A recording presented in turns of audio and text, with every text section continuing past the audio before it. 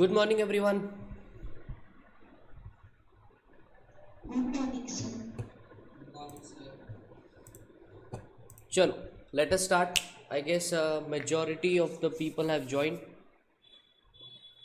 from Pune and Nasik. People are joining the class.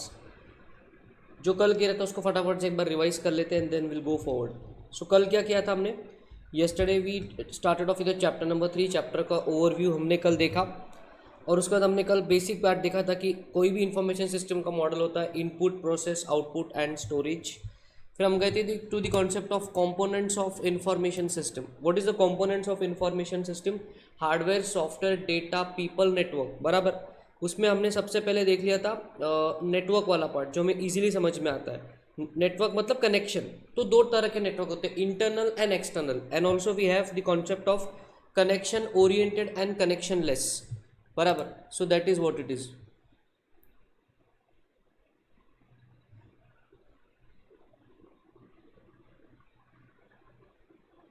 यश बेटा क्या लिख रहे हो आप? बॉम्बे नाक्याला ये तो का. यश बेटा बॉम्बे नाका पे किसको बुला रहे हैं आप? क्या हो गया? गलती से मैसेज आ गया होगा. चलो let us go to the next concept. हमने देखे कि नेटवर्क के बेसिक इश्यूज क्या क्या होते हैं. What does network does? Routing, bandwidth, resilience and contention. उसके बाद हमने कहे थे बेनिफिट्स ऑफ नेटवर्क. 5 पॉइंट थे वहाँ पर. कौन कौन से थे? Distributed nature of information, resource sharing, computational power, when we have the concept of reliability and user communication. उसके बाद हमने हार्डवेयर की शुरुआत करी थी. हार्डवेयर में हमें क्या क्या देखना था? Input, process, output and the memory वाला पार्ट. बराबर. मेमोरी वाला पार्ट. तो हार्डवेयर में इनपुट डिवाइसेस हमने कल देख लिए थे. वो सारे डिवाइसेस जहाँ से डेटा कंप्यूटर में अंदर जाता है उसको हम लोग क्या बोलेंगे? The concept of input devices. बराबर. Then next on we went on to see the concept of processing. कल हमने काफ़ी डिटेल में डिस्कशन करा. सेंट्रल प्रोसेसिंग यूनिट, उसमें होते 3 पार्ट. कौन कौन से? Control unit, arithmetic logic unit and registers. अगर आपको याद है तो आपको कल हमने डायग्राम भी ड्रॉ करके बताया था कि बेसिकली रजिस्टर क्या होता है? सीपीयू के अंदर की मेमोरी होती है रजिस्टर. बहुत बढ़िया. चलिए तो इनपुट, प्रोसेस, प्रोसेस के बाद आता है बेटे output. So let us go to the hardware वाला पार्ट, आउटपुट. यहाँ से आज का नया क्लास स्टार्ट हुआ है. I mean the new content is starting from here today. We go to the concept of output devices. मेरा सारे बच्चों से सवाल है, output devices मतलब क्या होता है? What are output devices? Come on now, start answering in the class. Output devices में क्या क्या आएगा? या कोई एग्जाम्पल भी आप दे सकते हैं हमें.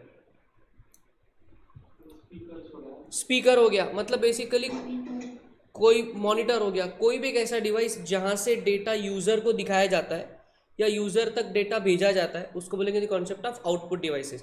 अभी आउटपुट ना कई टाइप के होते हैं. What are the various types of output? ये देखिए, टेक्सचुअल आउटपुट जो आपके सामने अभी दिख रहा है that is a textual output. उसके बाद ग्राफिकल आउटपुट भी हो सकता है, क्या ड्राइंग वगैरह भी हो सकता है. Tactile output. सर टेक्टाइल का मतलब क्या होता है बताएंगे आपको. टेक्टाइल का मतलब होता है, आप जानते हैं ना जो लोग ब्लाइंड होते हैं, ब्लाइंड, उन जो वो जब पढ़ते लिखते हैं तो आपके और हमारे जैसे नॉर्मल बुक्स नहीं होती उनके लिए. They have some special kind of books.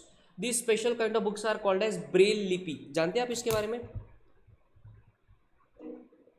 So basically वो टैक्टाइल आउटपुट मतलब ऐसा आउटपुट जो फील किया जा सकता है. ज़रा देखना, मैं आपको फोटो दिखा देता हूँ. ब्रेल लिपि का मतलब क्या होता है? ब्रेल लिपि कुछ इमेजेस में देखिए आप, इस तरीके की होती है ब्रेल लिपि. ज़रा इस फोटो को देखो, इसको हम टच करके बता सकते हैं कि क्या लिखा हुआ है. अब हमारे लिए ये नहीं बना है, ये उनके लिए बना है जो बेटा ब्लाइंड है, जो देख नहीं सकते, तो वो फील करके समझते हैं कि ये क्या लिखा हुआ है.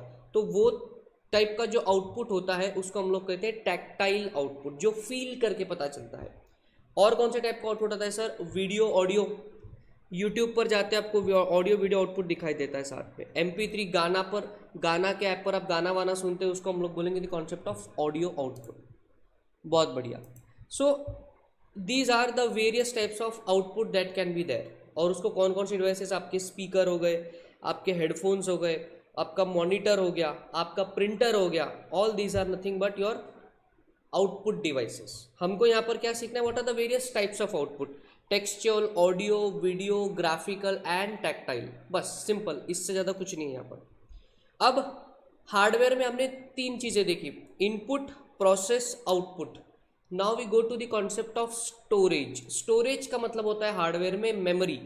मेरे को सारे बच्चे बताएंगे क्या आपके फ़ोन में कोई मेमोरी है? बराबर।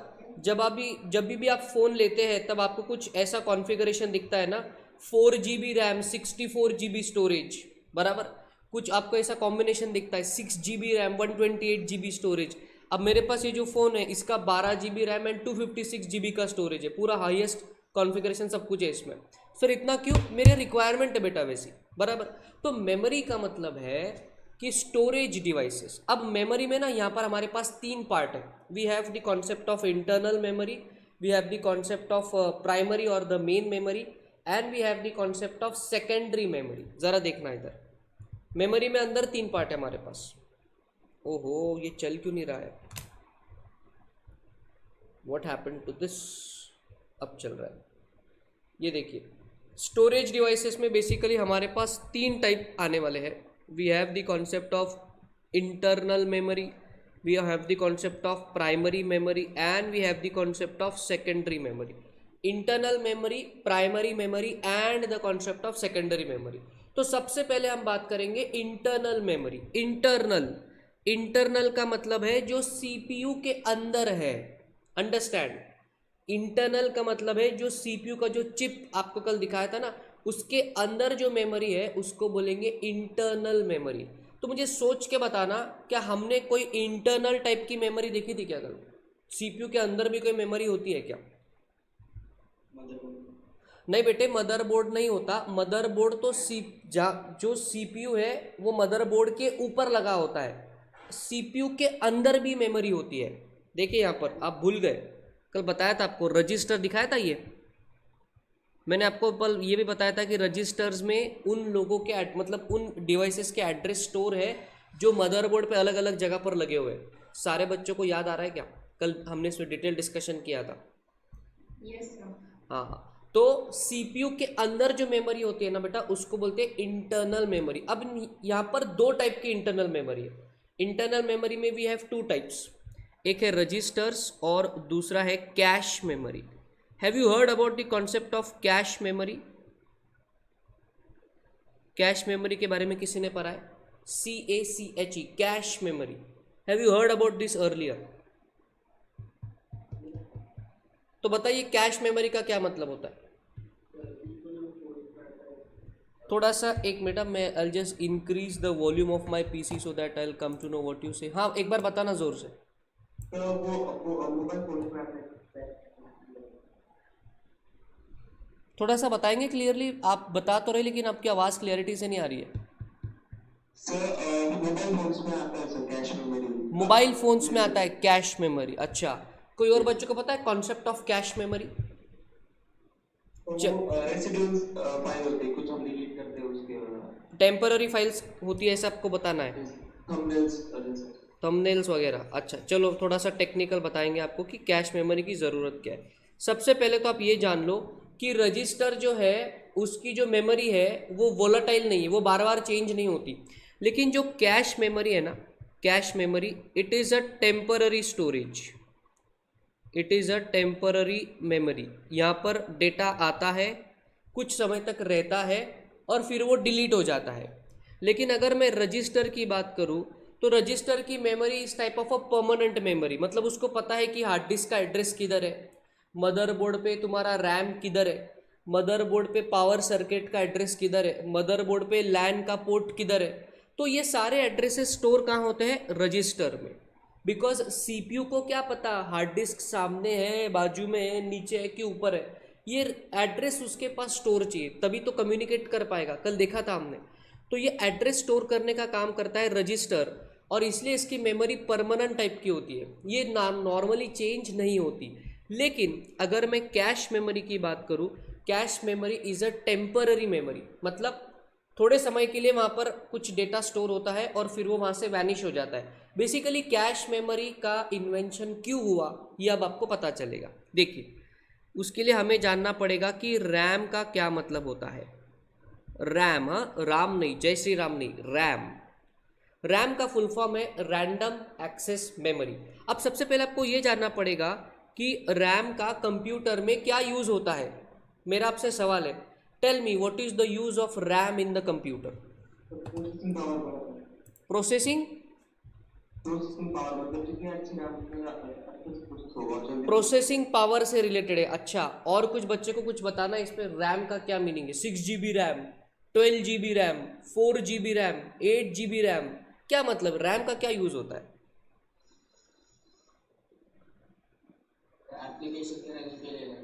एप्लीकेशन रन करने के लिए लगता है। ये बच्चे का आंसर थोड़ा थोड़ा कॉन्सेप्ट के नज़दीक जा रहा है। और किसी बच्चे को कुछ ऐड करना है। देखिए दिमाग पे जोर डालिए, रोज़ाना बेसिस पर आप रैम का यूज़ कर रहे हो। रोज़ाना क्या, बचपन से जब से कंप्यूटर यूज़ किया है आपने, रैम आपको पता है कि there is something called as RAM, but क्या सच में पता है रैम का मीनिंग क्या होता है, क्यों होता है रैम कंप्यूटर में।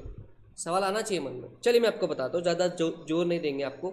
रैम का मतलब होता है रैंडम एक्सेस। एक सिंपल एग्जांपल ले लो, जब आप चार्टर्ड अकाउंटेंट्स बन जाएंगे, आपकी एक बहुत ही पॉश कैबिन बनेगी। उस कैबिन में आप एक टेबल बनाएंगे, टेबल।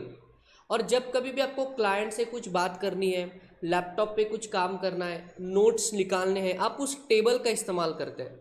मतलब सपोज लेट अस से फॉर एग्जांपल कोई क्लाइंट आपके पास आता है, आप क्या बोलेंगे, भैया क्लाइंट की फ़ाइल निकालो। तो फाइल आएगी, कबर्ड से फाइल निकलेगी, टेबल पर वहाँ पर फाइल को रखेंगे और फाइल पर काम करेंगे। और जैसे ही काम हो जाएगा, फाइल को बंद करके कबर्ड में आप रख देंगे। क्या इसी तरीके से टेबल पर काम किया जाता है, हाँ या ना। सिंपल सवाल है बहुत। यस सर, बराबर। घर में भी आपका खुद का स्टडी टेबल होगा। कभी कभी बच्चों को आदत होती है कि स्टडी टेबल पर ही पढ़ाई होती है, चाहे फिर वो घर में कहीं भी बैठे हो, जब तक वो स्टडी टेबल पे नहीं आते उनकी पढ़ाई नहीं होती। तो जिस तरह ऑफिसेस में, आपके घर में आपका जो स्टडी टेबल है, that becomes your work space, that study table becomes your work space. उसी तरह कंप्यूटर की दुनिया में रैम कंप्यूटर का टेबल है, जहाँ पर हार्ड डिस्क से फाइल को लोड किया जाता है और कंप्यूटर उस पर काम करता है। जब आपका काम खत्म हो जाता है, तो जब आप कंट्रोल एस दबाकर फाइल को बंद करते हैं, तो कंप्यूटर रैम से फाइल को उठा के हार्ड डिस्क में स्टोर करता है। एवरीबॉडी, रैम का यूज समझ में आ रहा है। तो क्या रैम का यूज सभी को समझ में आ रहा है। अरे दिमाग में जा रहा है क्या, रैम का क्या मतलब है। Yes sir. इसके पहले पता था कि आपको रैम का क्यों मतलब, सिर्फ हमने कहीं पर टेक्निकल पढ़ा होगा आपने, that RAM is the work space of the computer. अरे वर्क स्पेस का क्या मतलब है। वर्क स्पेस का बेसिकली मतलब है कि हर फाइल रैम पर आएगी, रैम पर उस फाइल को एडिट किया जाएगा। जैसे लेट अस से फॉर एग्जांपल, अभी आपके सामने कंप्यूटर ओपन है, बराबर। अब मुझे कोई फाइल ओपन करनी, मैं मेरे कंप्यूटर के हार्ड डिस्क में गया और जैसे मैंने डेस्कटॉप पे कुछ फाइल्स को रखा हुआ है, मैं लोगोस पे चला गया, लोगोस पे चला गया और मुझे देखना है कि लर्न कार्ड का लोगो कैसा दिखाई देता है। तो मैंने कोई भी लर्न कार्ड के लोगो को यहाँ पर डबल क्लिक करा। डबल क्लिक जैसे ही मैंने करा, यहाँ पर ये लोगो ओपन हो गया आपके सामने। एवरीबॉडी, लोगो ओपन हो गया। तो बेसिकली अभी तक ओपन करने के पहले ये फाइल मेरे कंप्यूटर के हार्ड डिस्क पर थी। जैसे मैंने इस फाइल को डबल क्लिक करा, ये हार्ड डिस्क से निकलकर रैम पर आ गई। अभी ये फाइल रैम पर है। अब जैसे मैं इसको बंद करूंगा, ये रैम से निकलकर हार्ड डिस्क में चला गया। सर ऐसा होता है क्या। हाँ, ऐसा टेक्निकली होता है। और that's why we say that RAM, I mean आपका रैम जो है वो आपके कंप्यूटर का वर्क स्पेस है। रैम जो है आपके कंप्यूटर का वर्क स्पेस है। फिर आपके मन में सवाल है, सर फिर ऐसा क्यों बोला जाता है कि जितनी बड़ी रैम होगी उतना ज़्यादा कंप्यूटर का स्पीड होगा। बहुत ही सिंपल बात है ना, जितना बड़ा टेबल का साइज होगा उतनी ज़्यादा फाइल्स एक साथ ओपन कर सकते हैं आप। इमेजिन करो, छोटा सा टेबल 2 ही फाइल ओपन कर सकते हैं तो लिमिटेड काम होगा। बड़ा सा टेबल है, उस पर सारे सब्जेक्ट के मॉड्यूल आप रख दो तो एक साथ पढ़ाई कर सकते हैं। वो कोई करता नहीं, बात अलग है, लेकिन कर सकते हैं। इसलिए 12 GB का अगर रैम है तो ज़्यादा फाइल्स ओपन हो सकती है एक साथ। 4 GB का रैम है तो थोड़ी कम फाइल्स ओपन होंगी। 8 GB का रैम है तो थोड़ी और ज़्यादा फाइल्स ओपन होंगी। और इस तरीके से जैसे रैम की कैपेसिटी बढ़ेगी, उस तरह कंप्यूटर का स्पीड भी आपका बढ़ेगा। क्यों, नंबर ऑफ फाइल्स यूज़ करने का कैपेसिटी आपका बढ़ता चला जाएगा। एवरीबॉडी, रैम का यूज़ समझ में आ रहा है आपको।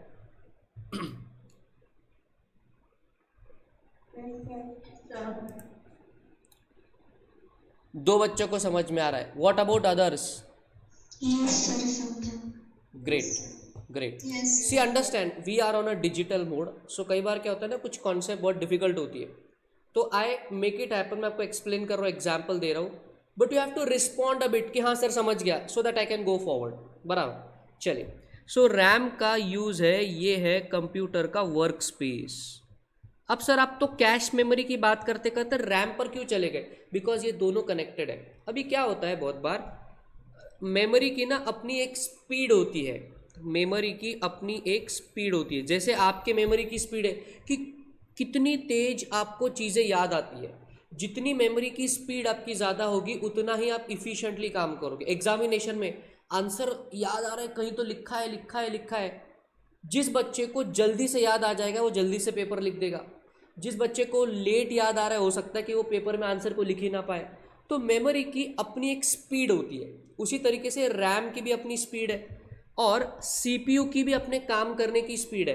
अभी कभी कभी क्या होता था, रैम की स्पीड तो बहुत कम है लेकिन सीपीयू की स्पीड बहुत ज़्यादा है. जैसे आपने कई बार कॉन्फ़िगरेशन में सुना होगा 2.4 गीगाहर्ट्ज़, 2.5 गीगाहर्ट्ज़, ऐसा आपने सुना है क्या सीपीयू का speed? Have you heard about the configurations called as 2.5 gigahertz? CPU की जो स्पीड है उसको नॉर्मली गीगाहर्ट्ज़ में नापा जाता है. जैसे मैं यहाँ पर लिखता हूँ 2.5 गीगाहर्ट्ज़, इस तरीके से. गीगाहर्ट्ज़ का मतलब होता है बेटे, आपके लिए यहाँ पर लिख देता हूँ मैं, जो सीपीयू की स्पीड है, सीपीयू की स्पीड है उसको हमेशा गीगाहर्ट्ज़ में मेजर करते हैं, राइट? तो सीपीयू की स्पीड आप ऐसा समझिए, सीपीयू की स्पीड हमेशा रैम से ज़्यादा होती है. क्यों? उसके पास पावर ज़्यादा है, उसके पास क्लॉक स्पीड बहुत ज़्यादा है. तो रैम के मुकाबले सीपीयू बहुत जोर में काम करता है. तो कई बार क्या होता है कैश मेमोरी दुनिया में आने से पहले ये प्रॉब्लम होता था कि सीपीयू तो फटाफट से काम कर देता था लेकिन रैम की स्पीड वहाँ पर कम पड़ती थी, रैम की कैपेसिटी वहाँ पर कम पड़ती थी. तो फिर सीपीयू और रैम को जब एक साथ काम करना है तो सेम स्पीड पर काम करना पड़ेगा. तो सीपीयू में पावर तो बहुत है लेकिन रैम उतनी स्पीड से नहीं चलता. ये आपके बॉडी की तरह है कि आपको चीज़ें याद तो बहुत जल्दी आ रही है लेकिन आपका हाथ ही काम नहीं करता एग्जाम में. क्या ऐसा होता है आपके साथ? चीज़ें तो सारी याद आ रही है लेकिन लिखने का टाइम ही नहीं मिला एग्जाम में. क्या ऐसा होता है आपके साथ? यस. तो हम क्या बोलते हैं कि आपका सीपीयू तो काम कर रहा है लेकिन आपका जो रैम है, हाथ है, रैम, ये पूरी उस ज़्यादा स्पीड से काम नहीं करता. मतलब हम लिखना तो चाहते हैं, पूरे पॉइंट्स याद आ गए लेकिन लिखने का टाइम ही नहीं मिला. इसका मतलब आपके सीपीयू के स्पीड में और आपके रैम के स्पीड में फ़र्क है. सेम चीज़ कंप्यूटर में है, रैम की स्पीड कम होती है, सीपीयू की स्पीड काम करने की ज़्यादा होती है. तो कई बार क्या होता है, सीपीयू अनयूटिलाइज बैठता है, सीपीयू को रुकना पड़ता है. उसको लगता है अरे यार ये रैम जब फ्री हो जाएगा ना तब मैं काम कर पाऊंगा. और इधर से रैम बोलता है अरे यार देख तूने इतना काम दिया ना, पहले मैं ये तो कर लूँ, फिर तू 2 मिनट रुक जा, फिर मैं बाद में तुझे काम दूंगा, फिर तू काम करना. तो सीपीयू बोलता है अरे यार लेकिन मेरी स्पीड बहुत ज़्यादा है तो तू फटाफट मेरे हिसाब से काम करना यार, मैं कब तक ऐसा खाली बैठूँ, मुझे भी फटाफट काम करना है. तो कई बार क्या होता है, रैम की वजह से सीपीयू अंडर यूटिलाइज्ड रहता है. अंडर यूटिलाइज्ड ये था कैश मेमोरी के आने के पहले. फिर यहाँ पर दिमाग लगाया गया और कैश मेमोरी का इन्वेंशन किया गया. अंडरस्टैंड, टेक्नोलॉजी का मज़ा तभी है जब आपको ये समझे कि इसका मतलब क्या है, ये क्यों आया दुनिया में. जब ये समझता है ना तो आपकी दिमाग की बत्ती जलेगी और आपको टेक्नोलॉजी पढ़ने में मज़ा आएगा. तो हमारे साथ रहिए, बहुत मज़ा आएगा आपको. कैश मेमोरी क्या करता है, अब ये कैश मेमोरी ना सीपीयू और रैम के बीच में ब्रिज के जैसा है. मतलब क्या, सीपीयू फटाफट से काम करके कैश मेमोरी को देगा, कैश मेमोरी उस काम को पकड़ के बैठेगा, और जब रैम भैया खाली हो जाएंगे तब कैश मेमोरी वो इंस्ट्रक्शन रैम को देगा, फिर रैम अपना काम करेगा, तब तक सीपीयू अगला काम करेगा, फिर वो काम करके कैश मेमोरी को दे देगा, फिर रैम जब फ्री होगा तब फिर कैश क्या करेगा, वो उठा के इंस्ट्रक्शंस रैम को दे देगा. इसका क्या मतलब है कि सीपीयू एंड रैम, इनके बीच का जो स्पीड डिफरेंस है वो मैच करने का काम किसने करा है, कैश मेमोरी ने. अगर कैश मेमोरी नहीं होती तो सीपीयू अंडर यूटिलाइज रहता। क्योंकि कैश मेमोरी है तो अब सीपीयू की पूरी कैपेसिटी भी यूटिलाइज हो रही है और हमारे रैम भैया पर लोड भी नहीं आ रहा है। सारे बच्चे कैश मेमोरी का मतलब समझ में आ रहा है? देखो मैं पूरा कैरेक्टर में चला गया था, so you have to respond कि कैश मेमोरी का मतलब ये है it is a bridge between the CPU and the RAM. अगर ये नहीं होता तो एक आइडल कैपेसिटी पर पड़ा रहता। कॉस्टिंग में आपने कॉस्टिंग में आपके सिलेबस में है क्या स्टैंडर्ड कॉस्टिंग? उसमें आपने आइडल कैपेसिटी नामक कुछ कॉन्सेप्ट पढ़ा है क्या? उसमें क्या पढ़ा होगा आपने? जितनी आइडल कैपेसिटी आपकी ज़्यादा होगी उतना आपका खर्चा वेस्ट हो जाएगा, आपके रिसोर्सेस अंडर यूटिलाइज रहेंगे। तो हम चाहते हैं कि भैया सारे रिसोर्सेस यूज हो जाए, इसलिए हमने बनाया रैम को, आई मीन कैश मेमोरी को, कि वो सीपीयू को भी मैच करे और रैम को भी मैच करे। इनके दोनों के बीच के डिफरेंस का ब्रिज है वो। So that's why it's a primary, it's a volatile memory, temporary memory. वो सिर्फ इंस्ट्रक्शंस लेता है, कुछ देर तक इंस्ट्रक्शंस को रखता है और जब रैम भैया फ्री हो जाएंगे उनको डेटा दे देता है। तो रैम भैया भी खुश, इधर अपने सीपीयू भैया भी खुश। तो दोनों के बीच का ब्रिज कौन है? Cache memory. तो इस तरह की there are two types of memory, registers and cache, जो कि सीपीयू के अंदर होती है, इसलिए उसको क्या बोलते हैं? Internal memory. Understand, internal memory. वैसे तो ये सारी बातें स्कूल से रिलेटेड है, लेकिन क्या है ना कि हम कभी उसको सीरियसली पढ़ते नहीं है। ये सारी बातें स्कूल वाली है। जब स्कूल में कंप्यूटर की क्लासेस आपने करी होंगी, MSCIT करा होगा, तब आइडियली फैकल्टी ने आपको सिखाना चाहिए वैसा, बट हो सकता हो उन लोग उस चीज़ का पता ही ना हो, नॉलेज ना हो, कोई बात नहीं, अभी आपने सीख लिया, मज़े करो। सो देखो, दो टाइप की मेमोरी होती है इंटरनल मेमोरी में। अंदर इंटरनल मेमोरी, अंदर दो type, process registers and cache memory. ये देखिए थोड़ा सा टेबल उनके बारे में दिया हुआ है। रजिस्टर्स क्या है? These are high speed memory units within CPU for storing small amount of data, mostly 32 bit 64 bit. कल आपको मैंने मतलब समझाया था इसका। कैश मेमोरी क्या होती है? It is a fast memory built into computers used to reduce the average time to access data from the main memory. Main memory का यहाँ पर मतलब है RAM. The data that is stored within a cache might be values that have been computed earlier or duplicates of original values that are stored elsewhere. Registers are the only things most processors can operate on directly. Cache memory is an interface between the CPU and the main storage.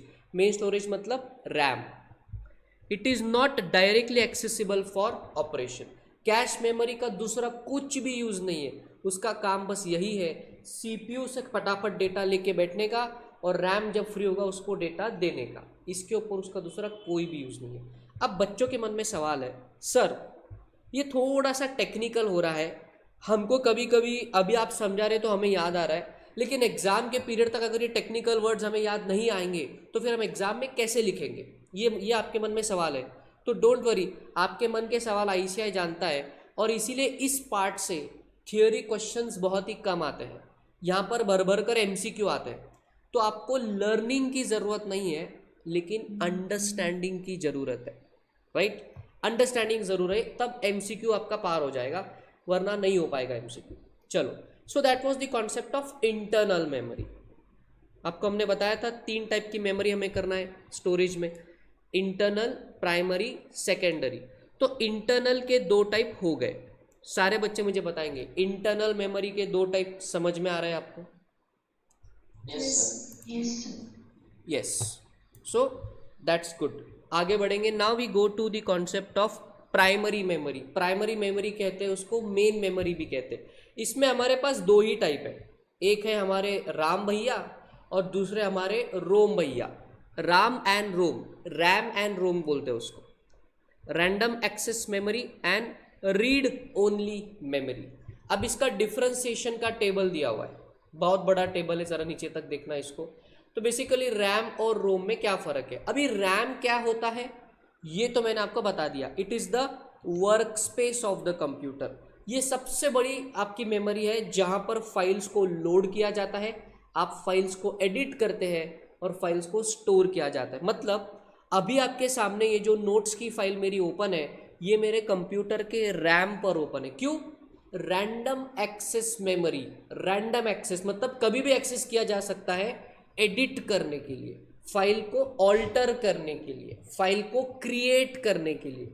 जब कभी भी आप कोई file create करते हैं या उसको alter करते हैं या उसमें कुछ भी ऊपर नीचे करते हैं, तो बेसिकली आप कंप्यूटर के रैम में काम कर रहे हैं। इमेजिन करो आपका मोबाइल फ़ोन है, मोबाइल फ़ोन में आप नेटफ्लिक्स देख रहे हो, वो नेटफ्लिक्स रैम पर चल रहा है। आप मोबाइल फ़ोन में पबजी खेल रहे थे या क्राफ्टमैन खेल रहे थे, वो बेसिकली आपके मोबाइल के रैम पर चल रहा है। तो anything that is running on your computer, you are doing anything on the computer और the mobile phone, basically that is the RAM on which you are doing all the things. ठीक है, अब बात करेंगे बेटा रोम की। सर रोम क्या होता है? Read only memory. अरे नाम में लिखा है उसके, रीड ओनली मेमोरी। मतलब ये रोम में जो भी कुछ है आप इसको ना तो चेंज कर सकते हैं, ना इसको डिलीट कर सकते हैं, ना ही इसमें मॉडिफिकेशन कर सकते हैं। आप सिर्फ उसको देख सकते हैं, उस पर कुछ कर नहीं सकते आप। नाम में लिखा उसके रीड ओनली मेमोरी। तो सर फिर ये जब रीड ओनली मेमोरी है तो इसकी ज़रूरत क्या है? हमारे पास जब रैम है जहाँ पे हम सब कुछ कर सकते हैं, तो ये रीड ओनली मेमोरी की ज़रूरत क्या है? अंडरस्टैंड, माइक्रोसॉफ्ट की बहुत सारी ऐसी फाइल्स है जो माइक्रोसॉफ्ट चाहता है कि आप उसके साथ छेड़छाड़ मत करो। बहुत सारी माइक्रोसॉफ्ट की ऐसी बाय डिफ़ॉल्ट फाइल्स होती है कि आप जाकर उसके साथ छेड़छाड़ नहीं कर सकते। एग्जाम्पल मैं लूँगा, सभी बच्चे ये जानते हैं कि जब भी आप विंडोज़ परचेस करते हैं, क्या विंडोज़ के साथ फायरवॉल आपको फ्री मिलता है? क्या विंडोज़ के साथ फायरवॉल आपको फ्री मिलता है क्या? आधे बच्चों को तो शायद पता भी नहीं होगा कि फायरवॉल का मतलब क्या है। बेटे फायरवॉल मतलब विंडोज़ का अपना एंटीवायरस सॉफ्टवेयर। फायरवॉल का मतलब है विंडोज़ का अपना एंटीवायरस सॉफ्टवेयर। तो ये सॉफ्टवेयर विंडोज़ के साथ आपको फ्री ऑफ कॉस्ट मिलता है। माइक्रोसॉफ्ट वाले जानते हैं कि इंडिया के लोग बड़े खतरनाक हैं, इंडिया के नहीं पूरी दुनिया के लोग, वो कंप्यूटर्स के साथ छेड़छाड़ कर सकते हैं। तो उन्होंने क्या बोला कि फायरवॉल और ऐसे कई सारे सॉफ्टवेयर जो बाय डिफ़ॉल्ट विंडोज़ के साथ आते हैं, आप उसको कभी डिलीट नहीं कर सकते। जाकर देखना, कभी फायरवॉल पर क्लिक करो और वहाँ पर शिफ्ट डिलीट करने का ट्राई करो, आप उसको डिलीट ही नहीं कर पाओगे। आपके कंप्यूटर का माय कंप्यूटर को डिलीट कर पाते हो क्या आप कभी? Can you delete my computer from your computer? No. मतलब ऐसी बहुत सारी चीज़ें हैं आपके कंप्यूटर में जो आप डिलीट नहीं कर सकते। सिंपल एग्जांपल, विंडोज़ में जो स्टार्ट का बटन होता है मेनू, क्या उस मेनू को डिलीट करने का ट्राई किया है आपने कभी? क्या आप कर सकते हो उसको delete? Can you delete the start menu from the Windows? नहीं सर। चलो ट्राई करके देखते हैं। मेरे कंप्यूटर में यहाँ पे नीचे विंडोज़ है, मैं इसको शिफ्ट डिलीट करने का ट्राई करता हूँ। ये बता रहा है कि क्या आपको फोल्डर को डिलीट करना है। ये कोई रैंडमली फोल्डर का नाम ले रहा है, लेकिन मैं स्टार्ट बटन को डिलीट करने का ट्राई करो, ये मुझे डिलीट नहीं करने दे रहा है। इसका क्या मतलब है? कुछ ऐसी चीज़ें हैं आपके विंडोज़ में जो परमानेंटली स्टोर्ड है और आप उसको सिर्फ देख सकते हैं, यूज़ कर सकते हैं, लेकिन आप उसमें ना ही मॉडिफिकेशन कर सकते हैं, ना ही उसका कभी कोई डिलीट कर सकते हैं। तो ऐसी वाली चीज़ें आपके कंप्यूटर के रीड ओनली मेमोरी में स्टोर होती है, रीड ओनली मेमोरी में स्टोर होती है। एक और एग्जांपल देता हूँ। क्या आपने कभी ये सोचा है कि आपका कंप्यूटर का जो विंडोज़ है उसकी फ़ाइल किधर स्टोर्ड है? जैसे हर फाइल को एक जगह चाहिए कंप्यूटर में, तभी तो फाइल चलेगी। तो विंडोज़ भी तो एक सॉफ्टवेयर है, तो विंडोज़ भी तो कहीं पर स्टोर होगा ना कंप्यूटर में। कभी ट्राई किया आपने कि विंडोज़ को ही डिलीट कर दे? ऐसा कभी ट्राई किया है आपने? या आपको विंडोज़ की फाइल कहीं दिखती है क्या कंप्यूटर में? कोई बच्चा है जिसने कभी देखा है कि विंडोज़ की फाइल कंप्यूटर में किधर है? कभी देखा है आपने? और अगर बाय चांस मिल भी गई तो क्या आप उसको डिलीट कर पाओगे क्या? नहीं कर सकते, बिकॉज माइक्रोसॉफ्ट ये जानता है कि ह्यूमन ब्रेन क्रिएटिव है, वो कुछ तो ऐसा जुगाड़ करने का ट्राई करेगा।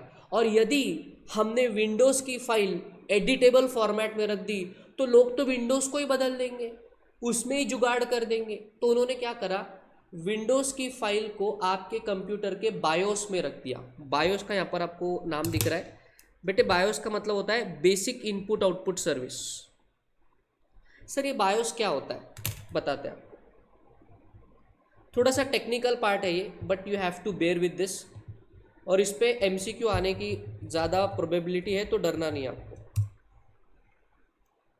Basically this is the BIOS of your computer. BIOS मतलब एक छोटा सा चिप होता है, ये है आपके कंप्यूटर का बायोस। इसका फुल फॉर्म है बेसिक इनपुट आउटपुट सर्विस। इसका ये मदरबोर्ड पे होता है। इसका क्या काम है, जब भी आप कंप्यूटर ऑन करते हैं तो सबसे पहले आपका पावर सप्लाई बायोस पे आता है, और यही वो बायोस है जिधर तुम्हारे विंडोज़ का फाइल स्टोर होता है, समझे।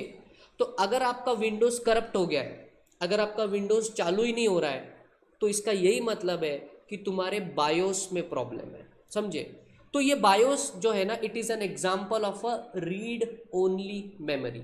इसका क्या काम है, विंडोज़ के फाइल को स्टोर करना, ताकि आप जैसे नटखट यूज़र इसको डिलीट नहीं कर पाए। बिकॉज अगर आपने इस विंडोज़ के फाइल को डिलीट करा तो कौन आएगा आपका कंप्यूटर ठीक करने बार बार, आप समझ रहे हैं। इसीलिए there is a need of a 2 types of main memory. एक होती है रैम, जो चेंज किया जा सकता है, डेटा का क्रिएशन, ऑल्ट्रेशन, आपका मॉडिफिकेशन, डिलीशन सब यहाँ से होता है। और एक होता है रीड ओनली मेमोरी, जहाँ पर डेटा को परमानेंटली स्टोर किया जाता है, जहाँ पर आप सिर्फ देख सकते हैं, यूज़ कर सकते हैं, लेकिन आप उसको डिलीट नहीं कर सकते। नाम में लिखा हुआ है उसके, रीड ओनली मेमोरी। मेरा सारे बच्चों से सवाल है, आपको बेसिक डिफरेंस समझ में आ रहा है रैम और रोम के बीच में का?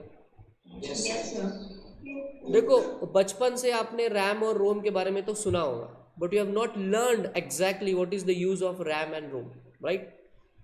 तो इतनी क्लैरिटी आपको क्यों दी जा रही है इंटरमीडिएट लेवल पर? इसीलिए दी जा रही है ताकि आपके कंप्यूटर में कोई गड़बड़ हो जाए ना, तो आप पागलों की तरह बिहेव ना करें, कि आपको समझ में तो आए कि दिक्कत किधर है। विंडोज़ में दिक्कत है, बायोस में दिक्कत है, आपके कंप्यूटर के हार्ड डिस्क में दिक्कत है, कि रैम में दिक्कत है। आई हैव सीन पीपल जो कंप्यूटर तो चलाते हैं, लेकिन जब कंप्यूटर बंद हो जाता है उनको पता ही नहीं चलता कि क्या करें, बिकॉज उनको समझ ही नहीं आता कि किधर गड़बड़ हो रही है। So people should not make fool of you, that's why you are being given so much deep knowledge. चलो अब हम क्या बात करेंगे बेटा, एग्जाम के एंगल से, एमसीक्यू के एंगल से इस टेबल को पढ़ना है, रैम और रोम के बीच का डिफरेंस। हो सकता है बाय चांस 4 मार्क के लिए थ्योरी क्वेश्चन भी आ जाए, तो सर इसमें से कोई भी 4 से 5 पॉइंट आप याद रखो रैम और रोम के बीच में। चलिए, डेटा रिटेंशन। डेटा रिटेंशन का मतलब है कि कब तक डेटा वहाँ पर रहता है। रैम की बात करेंगे, volatile in nature. Volatile in nature, volatile का मतलब होता है इट चेंजेस, फाइल आई, चेंज किया, फाइल बंद हो गई। What about ROM? Non volatile मतलब परमानेंट इन नेचर। तो रैम जो है वो वोलाटाइल है और आपका रोम जो है वो नॉन वोलाटाइल है। Persistence, the purpose is to hold program and data while they are in use. RAM का क्या यूज है? Work space. जब तक आप मैं फाइल पर काम करो, जब तक क्लास चलेगी तब तक ये जो फाइल है, जो नोट्स वाली फाइल है, ये मेरे कंप्यूटर के रैम पर बैठी हुई है। मतलब जब तक काम चलेगा तब तक रैम चलेगा। What about ROM? These are used to store small amount of information that is rarely changed during the life of the system. Windows का फाइल, आपके स्टार्ट का बटन, फायरवॉल, ऐसी इंपॉर्टेंट चीज़ें तुम्हारे रोम में होती है जो यूज़र डिलीट नहीं कर सकता। अच्छा, मेरे सारे बच्चों से सवाल है, आपने कभी ये ट्राई करा है कि आपका जो वाईफाई का सिग्नल कंप्यूटर में आता है, ये वाला, ये वाईफाई के सिग्नल को कभी डिलीट कर सकते हो क्या आप? Can you delete this? ये लैपटॉप में जो बैटरी परसेंटेज का सिंबल आता है, ये बैटरी वगैरह को तुम डिलीट कर सकते हो क्या? इसका इंफॉर्मेशन को डिलीट कर सकते हो कंप्यूटर से? नहीं। मतलब अब तुमको समझ में आ रहा है ना कि बहुत सारी ऐसी चीज़ें हैं कंप्यूटर में जो आप डिलीट नहीं कर सकते। वो सारी की सारी चीज़ें आपकी रोम में रखी हुई है, रीड ओनली मेमोरी। बस बचपन से कंप्यूटर यूज़ किए जा रहे हैं, वो पता ही नहीं है कि इसका क्या मतलब है। आज पता चल रहा है, मजे ले लो। चलो, information access. Information can be read as well as modified in RAM. ROM में क्या होगा? सिर्फ रीड कर पाएंगे। Information can be read only and not modified. तो this is a very easy point, you can definitely write it. इसमें कोई दिक्कत नहीं है। आगे बात करेंगे स्टोरेज। अरे इधर हो जा टेबल। अब देखिए कभी कभी क्या होता है, कंप्यूटर ऐसा थोड़ा सा अटकने लगता है। अटकने का मतलब है आपका रैम में ज़्यादा एप्लीकेशंस चल रहे हैं, रैम की कैपेसिटी कम पड़ रही है, फाइल्स बहुत ओपन हो गई है और कैपेसिटी कम है, इसलिए कई बार कंप्यूटर हैंग होने लगता है। आपका कंप्यूटर कभी हैंग होता है क्या? Yes sir. Yes sir. तो कंप्यूटर जब हैंग होता है तो आप क्या करते हैं उसमें, बताइए क्या सोल्यूशन होता है आपके पास? ऐसे ही छोड़ देते हैं। छोड़ देते हैं। और क्या करते हैं? कुछ कॉमन चीज़ें जो आप करते हैं, कंप्यूटर को कुछ समय के लिए छोड़ देते हैं। दूसरा, किसी कंप्यूटर टेक्नीशियन को कॉल करेंगे। तीसरा, कंप्यूटर का बटन डायरेक्टली बंद कर देंगे, फिर कंप्यूटर को रिस्टार्ट करेंगे तो कंप्यूटर स्टार्ट हो जाता है और ऑटोमेटिकली चीज़ें ठीक हो जाती है। तो बेसिकली क्या हो रहा है, आपका जो रैम है ना उस पर बहुत सारी फाइल्स एक साथ खुल गई, अब उसकी कैपेसिटी फुल हो गई तो रैम बोल रहा है अरे मैं कितना काम करूँगा भैया, बहुत सारी फाइल्स डाल दी तुमने मेरे पे, अब इससे ऊपर मैं काम नहीं कर सकता। तो रैम फुल हो जाता है और जब रैम फुल होता है तो कंप्यूटर हैंग हो जाता है, और जब आप बटन बंद चालू कर दे तो रैम साफ़ हो जाती है और फिर आप कंप्यूटर को यूज़ कर पाते हैं। तो ये सारी चीज़ें बैकग्राउंड में होती रहती है जिसका नॉलेज आपको दिया जा रहा है। चलो बेटा स्टोरेज की बात करेंगे। These are responsible for storing the instructions and data that the computer is using at the present moment। आपके सामने जब मैं कुछ लिखता हूँ स्क्रीन पर, ये रैम पर हो रहा है, राइट। रोम का क्या मतलब है? These are generally used by manufacturer to store data and program like translators that is used repeatedly, that is why it is a permanent memory। BIOS में विंडोज का फाइल है, फायरवॉल का फाइल है जो बार बार यूज होना है, तो वो परमानेंट वाली चीज़ें स्टोर करता है रोम, और टेम्पररी वाली चीज़ें स्टोर करता है आपका रैम। तो कोई आपको अगर ये बोल दे कि भैया तेरे रैम पर फाइल स्टोर होती है क्या, तो क्या जवाब आएगा आपका? अब उसको बोलेंगे अबे पागल, रैम पर फाइल स्टोर नहीं होती है, रैम पर सिर्फ फाइल पर काम किया जाता है, स्टोर तो हार्ड डिस्क में किया जाता है, रैम पर कोई चीज़ें स्टोर नहीं होती। ठीक है, चलो इम्पैक्ट की बात करेंगे बेटा।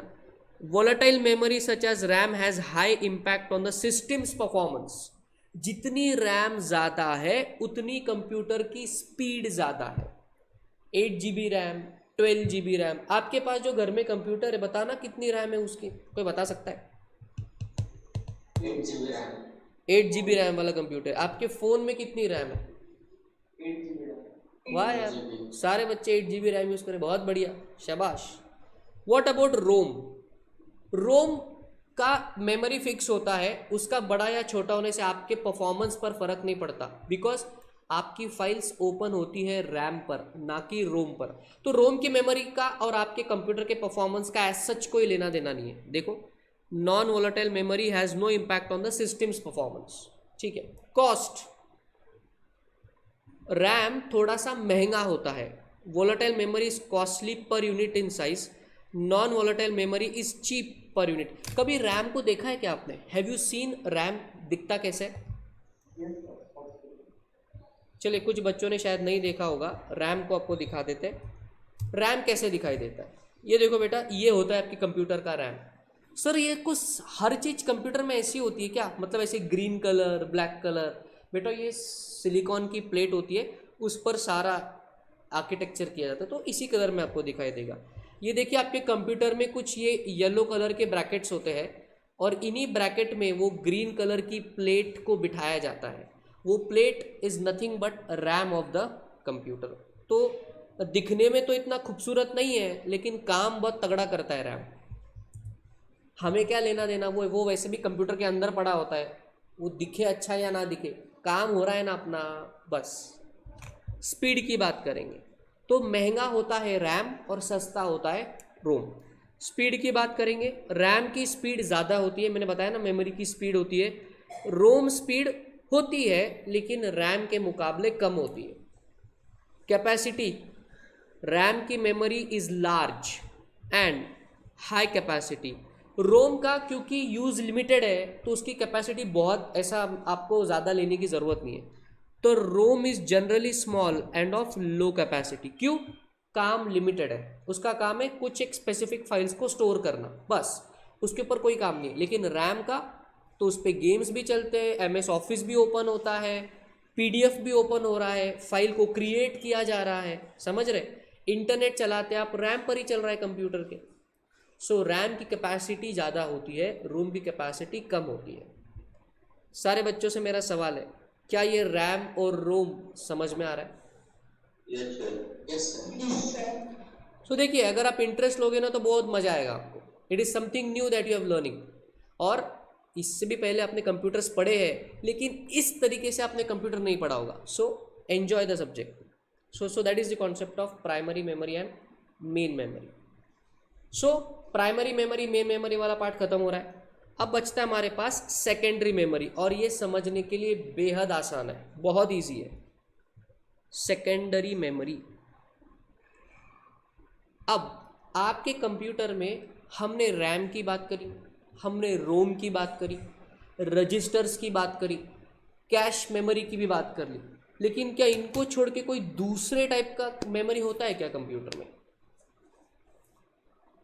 कोई दूसरे टाइप का कंप्यूटर होता है क्या? आई मीन कोई दूसरा टाइप का मेमोरी होता है क्या कंप्यूटर में? Have you heard about that?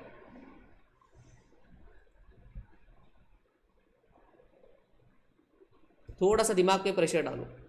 RAM ROM को छोड़ के कोई दूसरा मेमोरी होता है क्या कंप्यूटर में?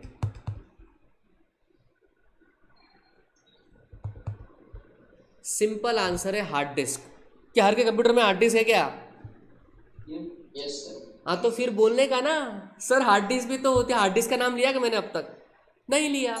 तो रैम, रोम, कैश और रजिस्टर, इन सबको छोड़ के बाकी जो भी मेमोरी तुम्हारे कंप्यूटर में, वो सब की सब सेकेंडरी मेमोरी है। तो सर सेकेंडरी मेमोरी के एग्जांपल क्या हो गई? आपका पेन ड्राइव, आपका एक्सटर्नल हार्ड डिस्क, आपके कंप्यूटर का हार्ड डिस्क, जो कुछ भी आप कंप्यूटर में एक्स्ट्रा मेमोरी लगाते हैं, वो सब कुछ आपके सेकेंडरी मेमोरी में आता है।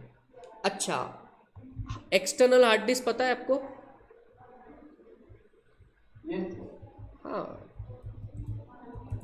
एक्सटर्नल हार्ड डिस्क कुछ इस तरीके की आपको दिखाई देती है। ये बहुत सारे कंपनीज की मिलेगी, सैनडिस्क की मिल जाएगी, WD की मिल जाएगी, सैमसंग की भी होती है बहुत बढ़िया वाली। तो कई सारी कंपनी से एक्सटर्नल हार्ड डिस्क है। This is an example of a secondary memory. आपके कंप्यूटर के हार्ड डिस्क को कभी देखा है क्या आपने? क्या बात कर रहे हैं सर, हम इधर रोज कंप्यूटर को भी साफ नहीं करते और आप कंप्यूटर के अंदर के हार्ड डिस्क को देखने की बात कर रहे हैं। चलो आज उसके दर्शन कर लो।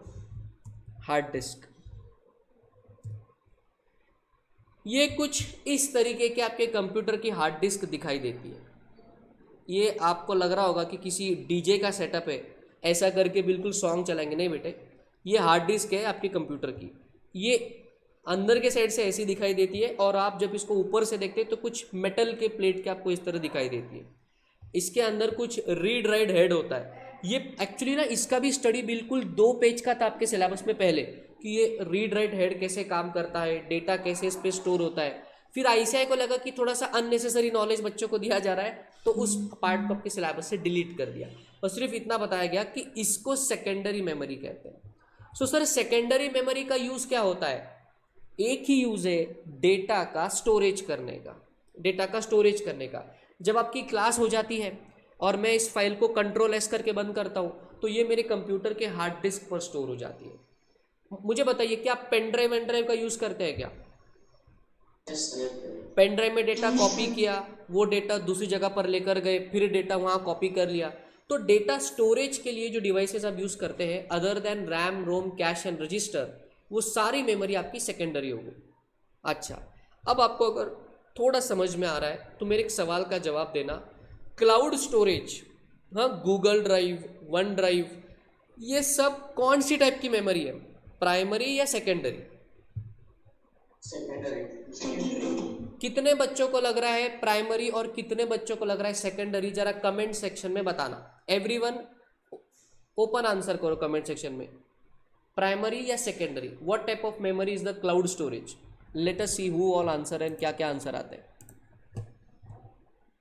निखिल का आंसर आया सेकेंडरी, मयूर का आंसर आया सेकेंडरी, सुकृत का सेकेंडरी, सानिया सेकेंडरी, यश सेकेंडरी बोल रहा है, ईशान भी सेकेंडरी बोल रहा है, सेकेंडरी सेकेंडरी, अनुराग भी सेकेंडरी बोल। क्या बात है, मतलब सारे बच्चों के दिमाग में बात उतर गई है। और ऋतुजा का भी आंसर आया सेकेंडरी मेमोरी।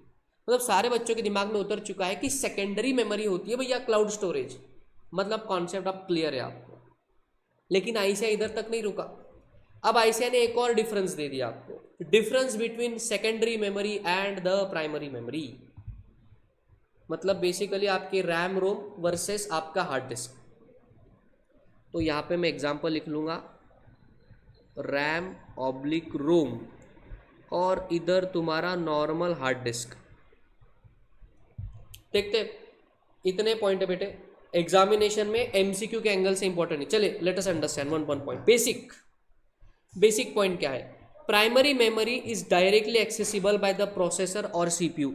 और एक इंपॉर्टेंट बात है, आपके कंप्यूटर में ना जो आपके सीपीयू भैया है वो सिर्फ और सिर्फ प्राइमरी मेमोरी से ही बात करते हैं। उनका अपना एक स्टेटस सिंबल है, वो सेकेंडरी मेमोरी से कभी बात नहीं करेगा।